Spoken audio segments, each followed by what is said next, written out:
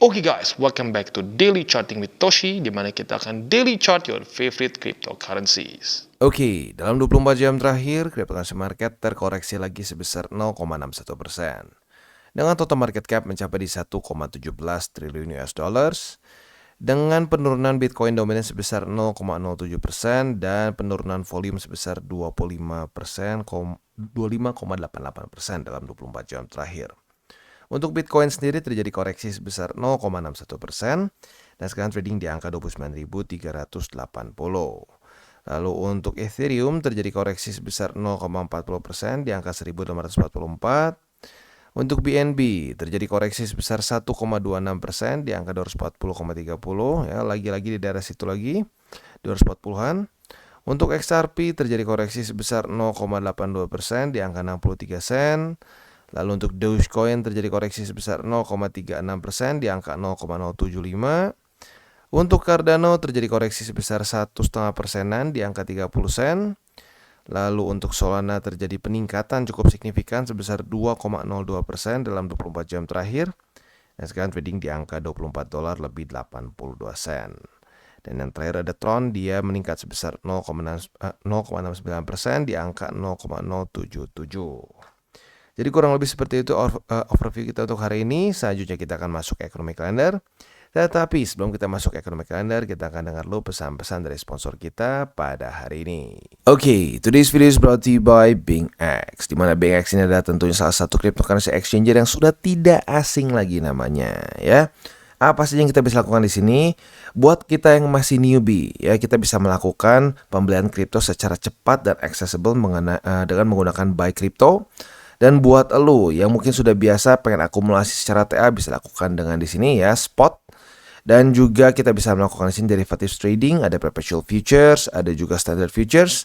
Dan buat lo nih, mungkin yang merasa bahwa aduh, gue udah coba ya belajar TA, udah belajar sini, beli buku ini, beli buku itu, tapi masih belum bisa juga.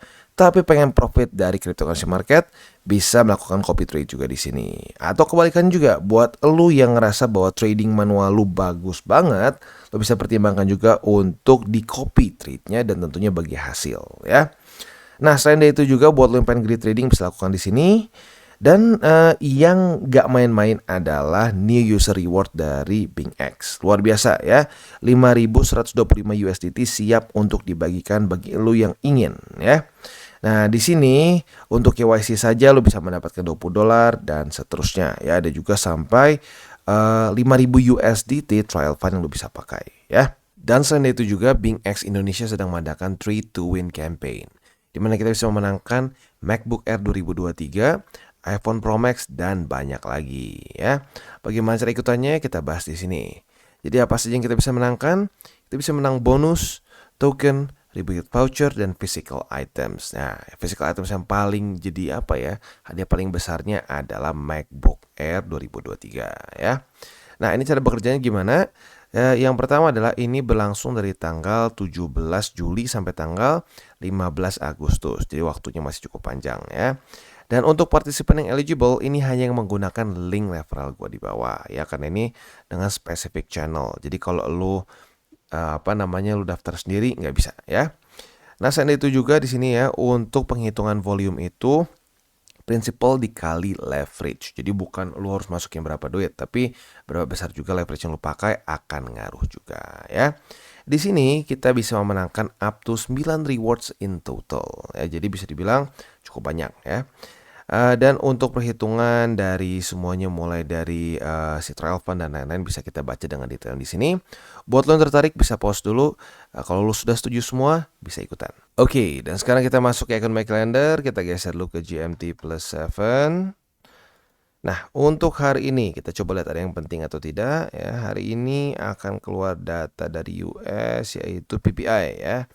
PPI ini harapan kita adalah lebih rendah daripada ekspektasi, ya, supaya bisa negatif or bearish pada USD. Nah, jadi harapan kita adalah dia lebih rendah daripada 0,2%, ya. Oke, jadi itu untuk PPI ya hari ini. Udahnya nggak ada yang terlalu penting lagi. Kita geser ke besok. Nah, untuk besok hari Sabtu ya biasanya nggak ada bintang 3 ya, dan ini juga nggak ada. Berarti Untuk besok kita lebih fokus ke TA ya. Oke, selanjutnya kita akan masuk ke news, dan newsnya datang dari El Salvador ya, di mana Binance ini menjadi the first license crypto exchange di El Salvador ya. Buat lo yang nggak tahu, El Salvador ini adalah salah satu, ya bisa dibilang salah satu negara yang paling crypto friendly ya, terutama Bitcoin lah ya, di mana dia menjadikan Bitcoin sebagai apa? Sebagai satu apa namanya itu disebutnya legal tender ya. Kita bisa bayar pajak pakai Bitcoin di sana, luar biasa. Nah, di sini Binance menjadi yang pertama ya, menjadi pertama crypto exchange yang di license di El Salvador. Nah, oke, selanjutnya kalau kita juga di sini, seperti yang kita tahu ya, Binance memang sedang banyak berkembang. Kemarin di Jepang, dan sekarang sedang menunggu approval di 18 markets seperti di Prancis, Italia, Spain, Sweden, dan Dubai ya. Oke, selanjutnya kita akan geser ke ini ya, ke analisa di Twitter. Nah, ini ada yang ngomong gini, "Bang, masa sih bull market kerasnya lebih lama daripada 1 tahun gitu ya?" Nah, kalau gua pribadi, sebelum kita bingung apa itu bull market atau bear market gitu ya. Nah, masa bear market cuma setahun? Jadi bear market itu gini, kalau menurut gua adalah kondisi di mana secara makro Bitcoin itu terus membuat lower low dan lower high gitu ya. Nah, kalau kita lihat ya memang rata-rata setahun ya, nggak percis lah ya, nggak benar-benar sampai detik. Wah, pokoknya setahun klik langsung bull, nggak juga sih ya. Biasanya ada lah, bisa sehari, 2 hari, 3 hari gitu ya, bahkan seminggu, 2 minggu. Tetapi intinya kurang lebih bear market itu bertahan setahunan begitu. Nggak ada tuh bear market yang 4 tahun, 3 tahun begitu ya. Berbeda dengan misalkan S&P, Nasdaq, itu lebih nggak ada polanya begitu. Karena ya sebenarnya bisa dibilang S&P, Nasdaq, dan lain-lain itu nggak punya halving. Nah, menurut gua yang membuat ini bisa terjadi di Bitcoin adalah karena halving. Gitu. Jadi saat sudah halving, ya sudah mau halving lebih tepatnya, orang-orang mulai banyak demand lagi ke Bitcoin karena tahu block reward akan berkurang setengah begitu per 4 tahun sekali. Nah, jadi maka dari itu biasanya ya 3 tahun bull market, 1 tahun bear market, 3 tahun bull market, setahun terus kayak gitu ya. Nah, malah arguably kadang-kadang bull market bisa cenderung sedikit lebih panjang gitu. Tapi kalau bear nggak tahu kenapa lebih rapi di sekitar 1 tahunan. Jadi buat lo yang masih bilang masa sih bang setahun, ya ini visualisasinya ya.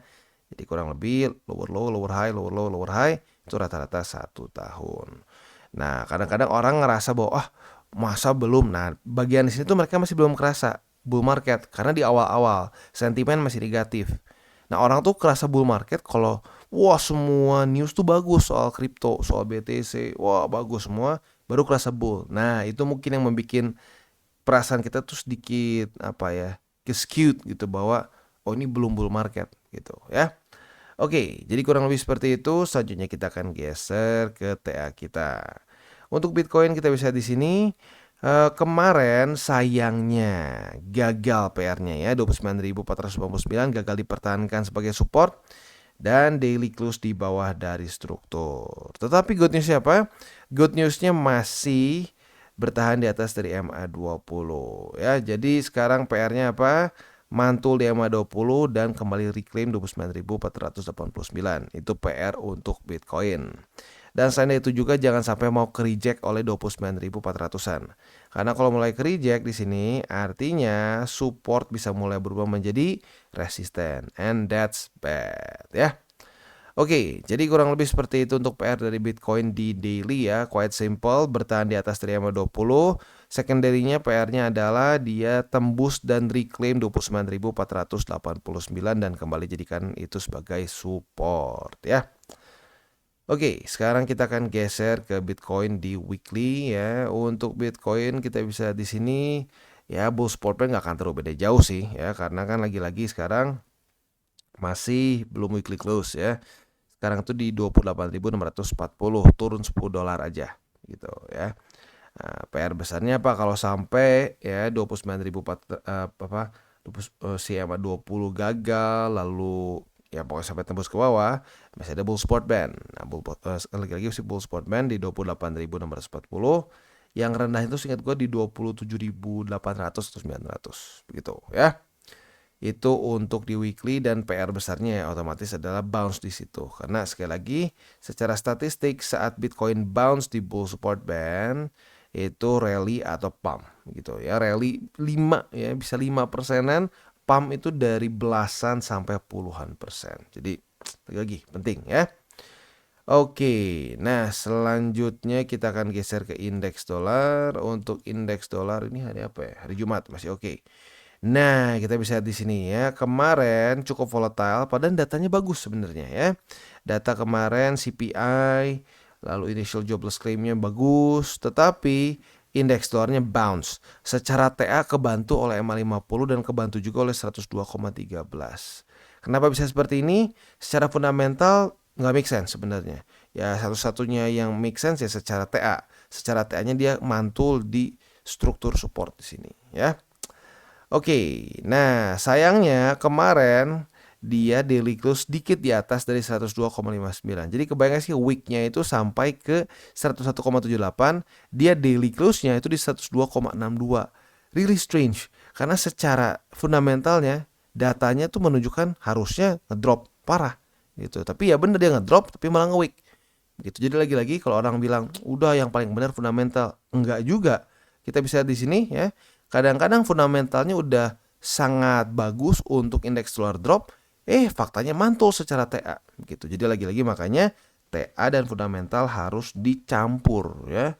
Kayak suami istri gitu ya, dicampur. Jangan cuma dipisah-pisah. Kalau dia pisah-pisah kadang-kadang nanti begini, orang fundamental garuk-garuk kepala, orang TA ngeliat oke, ini mantul karena support gitu ya. Oke, nah jadi kurang lebih seperti itu untuk makronya pada hari ini. Semoga saja indeks dolar kembali membuat lower low gitu ya. Dan untuk selanjutnya kita akan masuk ke buy limit. Tetapi sebelum kita masuk ke buy limit, seperti biasa gua akan disclaimer dulu bahwa semua konten dari TCI ini bukanlah financial advice. Ini sebuah bentuknya adalah edukasi.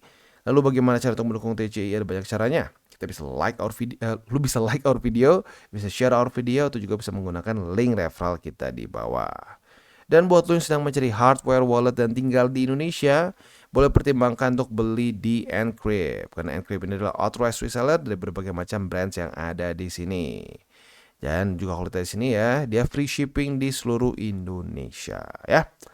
Oke, jadi kurang lebih seperti itu. Selanjutnya kita akan geser ke buy limit. Dan untuk Bitcoin kita bisa di sini ya, secara posisi spotnya berarti kan buy limit pertama itu tembus ya. Buy limit pertama tembus, buy limit kedua masih oke bertahan, dan buy limit ketiga di 28.597. Jadi yang sekarang kita bisa pasang adalah di MA20 buy limit kedua, dan buy limit ketiga di 28.587, atau boleh juga di 28.650. Itu adalah bull support band ya, boleh pilih antara dari dua itu. Nah, itu untuk posisi spot di Bitcoin.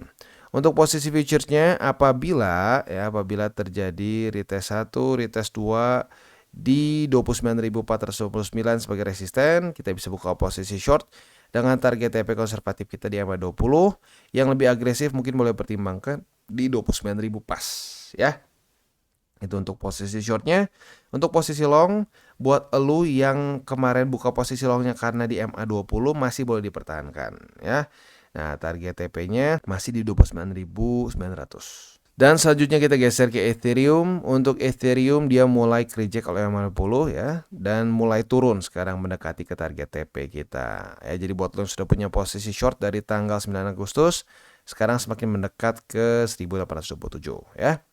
Nah, untuk posisi spotnya masih sama seperti kemarin ya. Yang tersisa tinggal buy limit kedua dan ketiga di sini ya. Sebenarnya bisa juga ada di sini. Jadi nantilah kalau dia udah semakin jauh kita bikin ini jadi buy limit ketiga, ini jadi kedua ya. Nah, untuk posisi spotnya sekali lagi buy limit kedua di 1827 dan buy limit ketiga di MA200. Untuk posisi future seperti yang gue bilang, posisi short target TP-nya di 1827. Sementara untuk posisi long tinggal kita balik logikanya. Retest 1, retest 2 di sini sebagai support, kita bisa buka posisi long dengan target TP kita di MA20. Dan kita masuk ke Solana. Untuk Solana kita bisa di sini sayangnya belum ada setup yang kebentuk ya. Posisi spot juga masih sama, buy limit pertama di MA20, buy limit kedua di $23.47, dan buy limit ketiga di MA50 ya. Nah, untuk posisi futures ya seperti yang gue bilang tadi ya, sayangnya belum ada setup. Untuk posisi longnya masih sama seperti kemarin. Retest 1, retest 2 di EMA 20 sebagai support, kita bisa buka posisi long dengan target TP kita di upper band atau boleh juga di $25 lebih 90 sen. Sekarang sudah sangat dekat ya. Nah, untuk posisi shortnya tinggal kita balik logikanya. Retest 1, retest 2 di $25 lebih 90 sen sebagai resisten. Kita bisa buka posisi short dengan target TP kita di MA20. Dan untuk Bitcoin Cash buat lo yang sudah buka posisi short dari tanggal 8 atau baru-baru kemarin, congratulations, kalian sudah semakin mendekat ke target TP. Belum kena, tapi semakin mendekat ya. Untuk posisi spotnya masih sama seperti kemarin karena belum ada struktur yang reclaim atau belum ada MA yang reclaim juga. Jadi untuk buy limit kedua di 223,9 dan buy limit ketiga di 1900 di 193,6 ya. Jadi itu untuk posisi spot di Bitcoin Cash ya, 223 sebagai buy limit kedua dan buy limit ketiga di sini. Untuk posisi future seperti yang gue bahas tadi, posisi short tadi udah ya, nyaris atau lagi menuju ke target TP. Untuk posisi longnya tinggal kita balik logikanya. Retest 1, retest 2 di 223,9 sebagai support, kita bisa buka posisi long dengan target TP konservatif kita di MA20, agresif boleh di MA50. Dan sekarang kita waktunya update XRP lagi ya. Jadi untuk XRP sayangnya di sini dia membuat suatu lower high dan ada kemungkinan retest lagi ke MA50 ya. Jadi untuk sekarang secara posisi spotnya tinggal buy limit kedua di MA50 dan buy limit ketiga di 59 sen. Ya, itu untuk posisi spot di XRP. Untuk posisi futuresnya apabila terjadi retest 1, retest 2 di MA50 sebagai support, kita bisa buka posisi long dengan target TP kita di MA20. Sementara untuk posisi shortnya otomatis tinggal kita balik logikanya. Retest 1, retest 2 di MA20 sebagai resisten, kita bisa buka posisi short dengan target TP kita di MA50. Jadi kurang lebih seperti itu untuk DCWT kita pada hari ini. Gue ingatkan lagi pada hari ini akan keluar data penting dari US yaitu PPI. Dan ini akan keluar nanti jam berapa nih ya. Kita coba cek dulu. PPI itu keluar di jam 7:30 lagi ya. Nah, jadi mungkin buat lo yang konservatif, nggak mau ambil resiko lebih atau resiko volatilitas, lo masih pegang posisi future saat udah mau mendekati keluar data PPI, boleh pertimbangkan untuk TP duluan aja, just in case volatility-nya tidak sesuai dengan harapan kita ya. Oke guys, jadi itu adalah akhir dari segmen DCWT kita pada hari ini. Dan jangan lupa bagi kalian yang merasakan manfaat dari segmen ini, jangan lupa untuk share ke teman-teman kalian. Dan apabila lu pengen mensupport channel kita ya TCI, jangan lupa untuk menggunakan link referral kita di bawah. Nggak wajib ya, tetapi apabila lu menggunakan link referral kita di bawah, ada macam-macam ya, dari Bybit, Huobi, Maxi, toko kripto dan banyak lagi ya. Ya, walaupun nggak wajib, tapi kalau menggunakan link referral kita, lu secara langsung membantu perkembangan dari TCI. Dan satu lagi, jangan lupa juga untuk join Telegram group kita, di mana kita bisa ngobrol-ngobrol santai mengenai dunia cryptocurrency secara dua arah. So, jangan lupa untuk like, subscribe, click the bell icon, and see you on the next video.